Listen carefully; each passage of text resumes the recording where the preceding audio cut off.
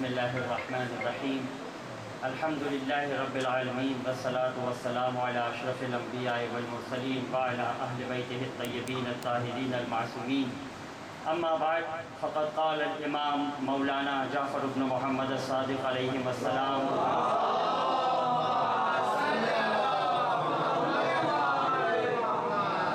فی فضیلۃ من قال فیہم بیتا قال من قال لنا شعر بیت من اللہ له بیتا فی الجنہ بآواز بلند صلوات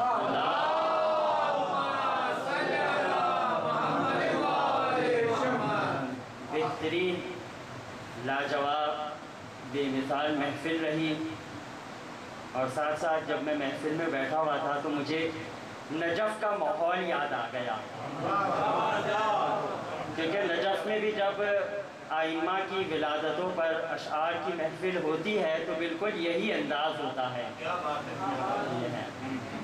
تو میں نے سوچا کہ کیوں نہ نجف کی یاد بھی تازہ ہو جائے، ساتھ ساتھ آپ تمام شعراء نے بہترین انداز میں کلام پیش کیا، تو آپ کی شان میں جو چھٹے امام نے ارشاد فرمایا ہے وہ بھی گوشگزار ہو جائے۔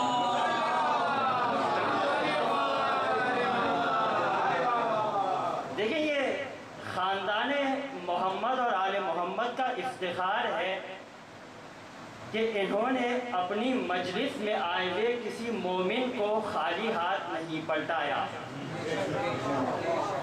جو کوئی بھی اس مجلس میں آتا ہے، حدیث قصہ پڑھتا ہے، اس کی اپنی شان ہے، مولا کی راہ میں اشعار پڑھتا ہے، اس کا اپنا مقام ہے، مجلس کو بیان کرتا ہے، اس کی اپنی عظمت ہے، یہاں تک کہ سید الشہداء فرماتے ہیں کہ جو ہمارے عزاداروں کی جوتیاں صحیح کر کے رکھتا ہے اس کی بھی ہماری نظر میں منزلت ہے۔ سید الشہداء علیہ السلام فرماتے تو ہر ایک کا مقام ہے۔ شعراء کا، شاعروں کا کیا مقام ہے؟ دیکھیں، غدیر کا واقعہ ہو گیا 18 ذی الحجہ کے دن۔ راوی کہتا ہے کہ جب پیغمبر اسلام نے مولائے کائنات کی امامت کا اعلان فرما دیا تو ایک عمدہ منفرد خیمہ نصب کروایا۔ آدم سے لے کر غدیر کے دور تک، غدیر کے زمانے تک واحد ایسا خیمہ تھا جس کے 2 در تھے، ایک سے داخل ہو دوسرے سے باہر نکلو، واحد ایسا خیمہ تھا۔ تو پیغمبر نے مولائے کائنات کو اپنے دائیں جانب بٹھایا، پیغمبر نے بیعت کا سلسلہ شروع کروایا کہ ہر کوئی مسلمان، میرا ہر صحابی آئے، علی کو امیر المومنین کہہ کر خطاب کرے، علی کے ہاتھ پر بیعت کرے۔ اتنے میں حسان ابن ثابت آئے۔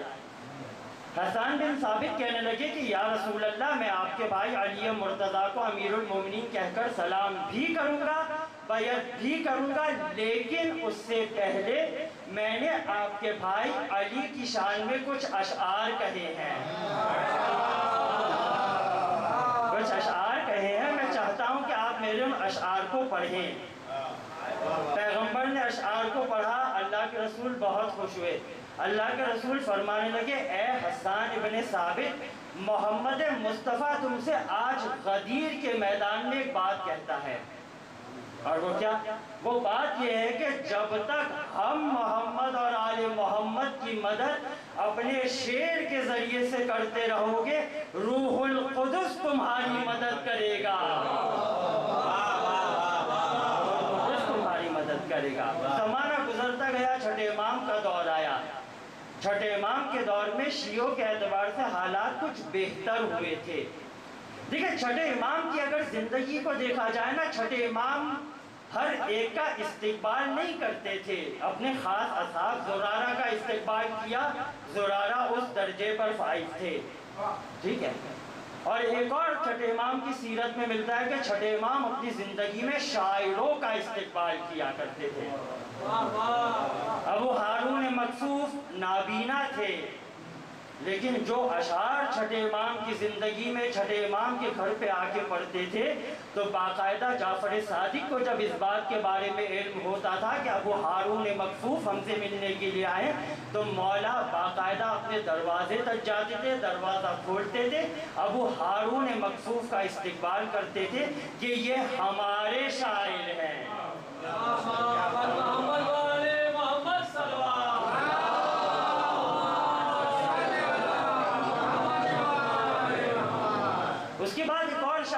اسماعیل حمیری علامہ امینی رحمہ اللہ نے ان کا واقعہ الغدیر میں نقل کیا ہے اور بڑا بہترین واقعہ نقل کیا ہے۔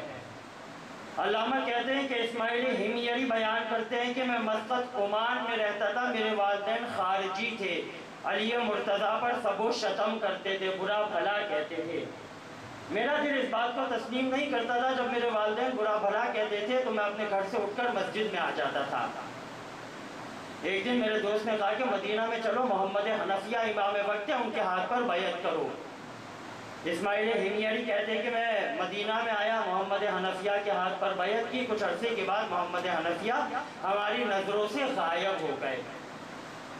پھر مولا کے امام جعفر صادق کے کچھ شیعہ تھے، انہوں نے بتایا کہ بھائی امام جعفر صادق حجت خدا ہے، امام برحق ہے، امیر المومنین علیہ السلام کے جانشین ہیں، آ کر ان کے پاس اپنے عقیدے کو درست کر لو، جنت میں جاؤ گے۔ اسماعیل حمیری کہتے کہ اچھا، میں چھٹے امام کے پاس آیا۔ بس اسماعیل حمیری کا یہ واقعہ بیان کرتے ہوئے ان کی شان کو بیان کروں گا کہ چھٹے امام کی نظر میں ان کے اشعار کی کیا قدر و قیمت تھی۔ اسماعیل حمیری کہتے کہ میں چھٹے امام کے پاس آیا، میں نے کہا کہ کس نے کہا کہ آپ امام وقت ہیں؟ ہم تو محمد حنفیہ کو اپنا امام مانتے، جو کہ جبل رضوی، مکہ اور مدینہ کے درمیان میں پہاڑ ہے جس کو کہا جاتا ہے جبل رضوی، اس میں محمد حنفیہ تشریف فرمائے، ان کے دائیں طرف شیر ہے، بائیں طرف چیتا ہے، تو آپ امام نہیں ہیں بلکہ محمد حنفیہ امام ہے۔ اب چھٹے امام کا جواب سنیے گا۔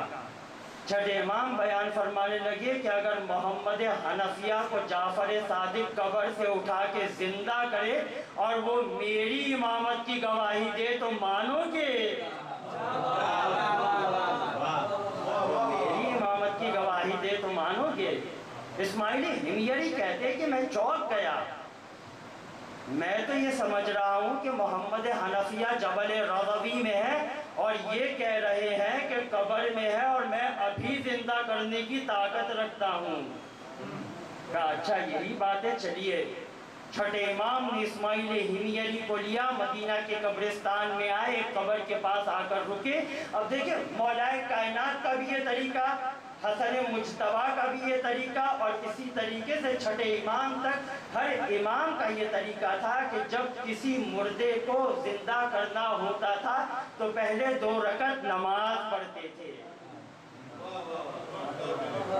نماز پڑھی، نماز پڑھنے کے بعد چھٹے امام نے بارگاہ خداوندی میں اپنے دونوں ہاتھوں کو بلند کیا، کہنے لگے بار الہ جعفر صادق سوال کرتا ہے کہ اس کو صراط مستقیم کی طرف لے کر آ جا اور اس کے لیے مدد چاہتا ہے تیری۔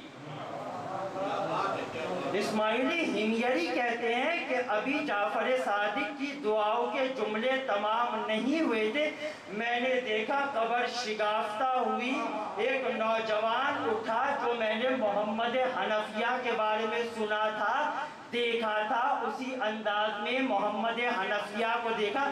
محمد حنفیہ باقاعدہ دامن کو جھاڑتے ہوئے کہہ رہے تھے چھٹے امام کی طرف رخ کر کے، السلام علیکہ یا حجت اللہ، اے خدا کی حجت آپ کو،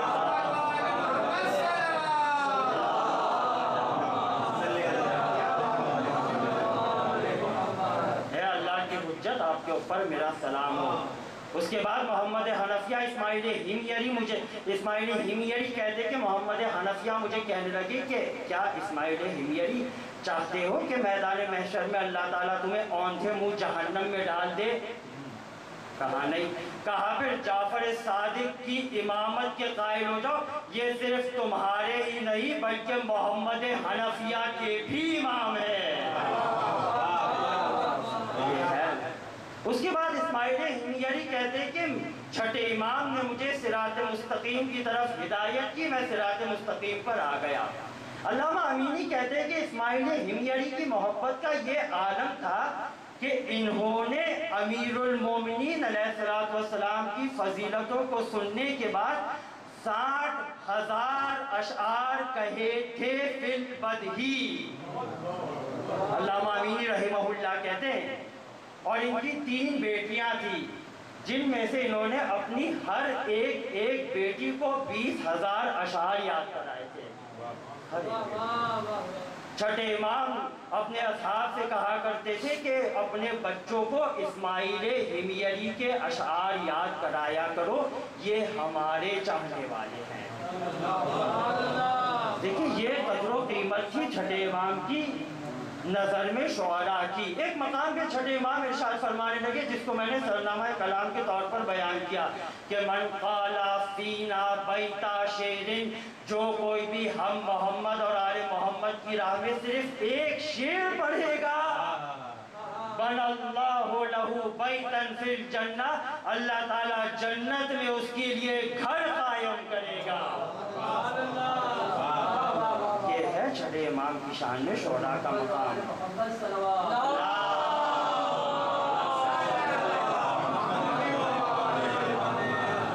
اور اللہ تعالیٰ آپ تمام شاعروں کی توفیقات میں مزید اضافہ فرمائے۔ حضرت امیر المومنین علیہ السلام کی روح مبارک کو آپ سے خوش فرمائے۔ پروردگار عالم امام حسن علیہ السلام کے وسیلے سے محمد حسین بھائی موسیٰ کے گھر پہ اپنی رحمتیں نازل فرمائے، ان کے گھر میں برکتیں نازل فرمائے، ان کے مرحومین کو بالخصوص اور ہم تمام مومنین کے مرحومین کی بخشش فرمائے۔ پروردگار عالم سے دعا ہے کہ ہم تمام مومنین کے مرحومین کو وادی سلام میں جگہ عنایت فرمائے، انہیں امیر المومنین علیہ السلام کے ساتھ محشور فرمائے۔ اور ہمارے پاس روایتوں میں ملتا ہے کہ ہر شب جمعہ مومنین کی روح وادی سلام میں امیر المومنین علیہ السلام کی زیارت کے لیے آتی ہے۔ پروردگار عالم ہمارے مرحومین کی روحوں کو بھی یہ درجہ عنایت فرمائے۔ امام حسن علیہ السلام کے وسیلے سے ہمیں امام حسن کی امامت پر ثابت قدم رکھے، ہمیں امام حسن علیہ السلام کی تعلیمات کے مطابق اپنے بچوں کی تربیت کرنے کی توفیق عنایت فرمائے۔ آخر میں ایک سورہ فاتحہ آپ تمام مومنین کے مرحومین کے لیے اور بالخصوص محمد حسین بھائی موسیٰ کے والدین کے لیے ایک مرتبہ سورہ فاتحہ۔ بسم اللہ الرحمن الرحیم۔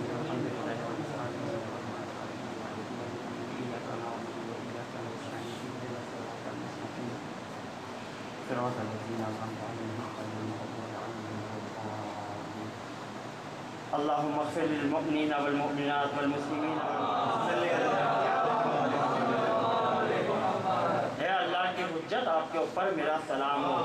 اس کے بعد محمد حنفیہ اسماعیل ہمیری کہتے کہ محمد حنفیہ مجھے کہنے لگے کہ کیا اسماعیل ہمیری چاہتے ہو کہ میدان محشر میں اللہ تعالیٰ تمہیں اوندھے منہ جہنم میں ڈال دے؟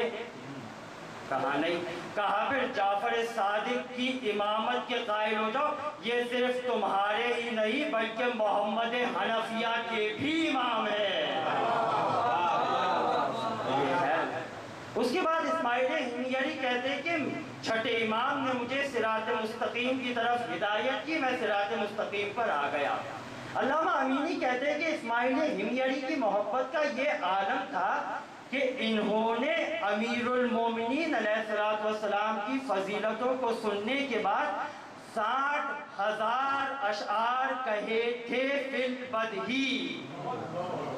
علامہ امینی رحمہ اللہ کہتے ہیں اور ان کی 3 بیٹیاں تھیں جن میں سے انہوں نے اپنی ہر ایک بیٹی کو 20,000 اشعار یاد کرائے تھے۔ چھٹے امام اپنے اصحاب سے کہا کرتے تھے کہ اپنے بچوں کو اسماعیل ہمیری کے اشعار یاد کرایا کرو، یہ ہمارے چاہنے والے ہیں۔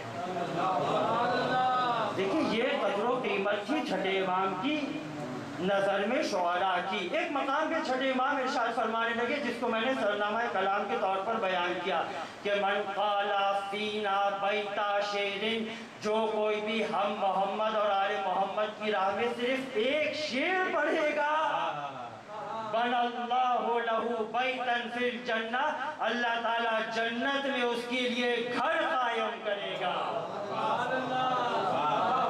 یہ ہے چھٹے امام کی شان میں شعراء کا مقام۔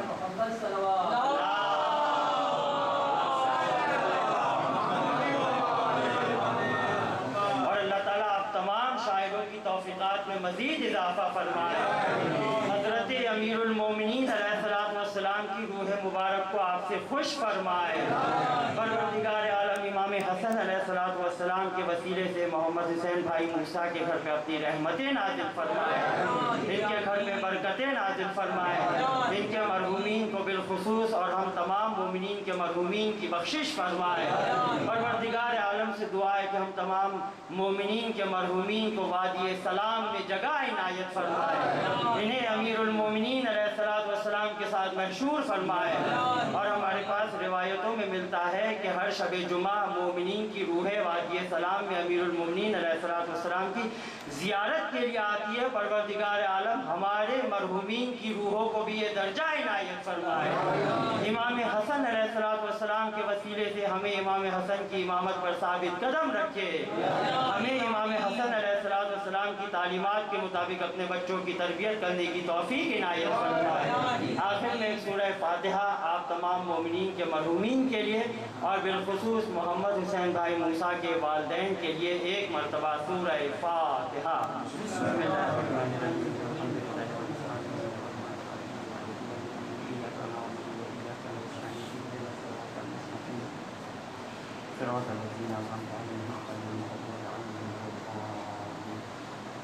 اللهم اغفر للمؤمنين والمؤمنات والمسلمين والدعوات انك على كل شيء قدير بحق محمد وآله الطاهرين. اللهم